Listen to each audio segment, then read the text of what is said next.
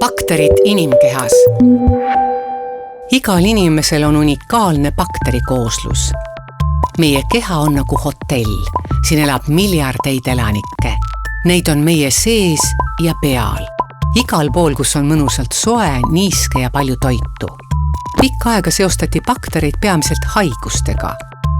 Näiteks bakterid tekitavad mädavinne, bakterid tekitavad põletikke, bakterid teevad kõhu lahti.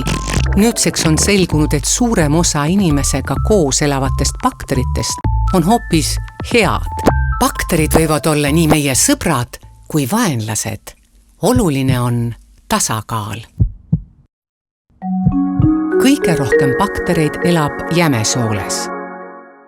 Seedetrakti bakteritest rääkides tuleb jälgida toidu teekonda.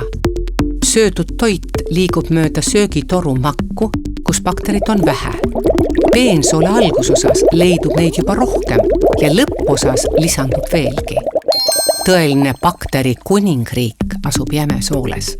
Seal lagundavad nad toidu neid komponente, mida meie keha seedida ei suuda.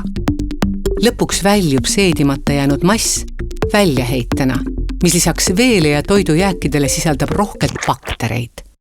Seepärast võimaldab kakaproovi uurimine välja selgitada, millised liigid meie jämesooles elavad. Osa sinu söögirahast läheb bakteritele.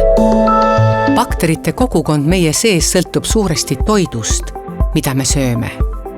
Bakterid on võimelised mis tahes toidu koostisosast tootma nii head kui halba. Kui süüa palju töödeldud toitu, siis hakkavad võimutsema bakteriliigid, kes ei tooda kasulikke aineid. Esimeseks märgiks siin on halvalõhnalised kõhugaasid. Nii nagu inimestelegi meeldivad bakteritele süsivesikud, aga mitte kommid ja saiakesed, vaid marjad, puuviljad, teraviljad, köögiviljad ja muu taimne toit, mis sisaldab rohkelt kiudaineid, mida ainult bakterite ensüümid lagundada suudavad. Erinevatele bakteritele meeldivad erinevad kiudained. Soolebakterid on tootmisvabrikud.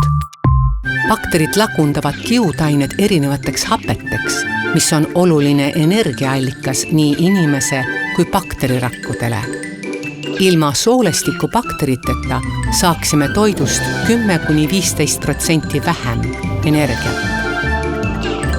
Bakterid toodavad vähesel määral vitamiine ja suuremal hulgal gaase, mis koos hapetega soodustavad normaalset sooletegevust, vabastades nii organismi jääkainetest.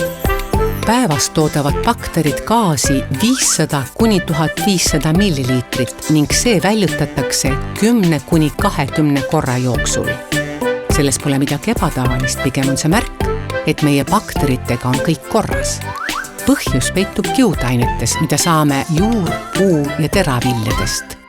Bakterid toodavad ühendeid, mis ärgitavad soolerakke reguleerima meie söögiisu.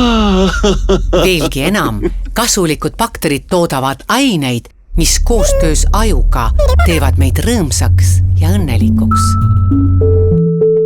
Liikide mitmekesisus ja tasakaal on oluline. Erinevatel bakteriliikidel on oma ülesanded. Kui osad liigid ära kaovad ja teised liigselt võimust võtavad, võime tõsiselt haigeks jääda. Katsed hiirtega on näidanud, et mikrobioota taastamine on pikaajaline ja järjekindel töö. Kergem on häid baktereid hoida.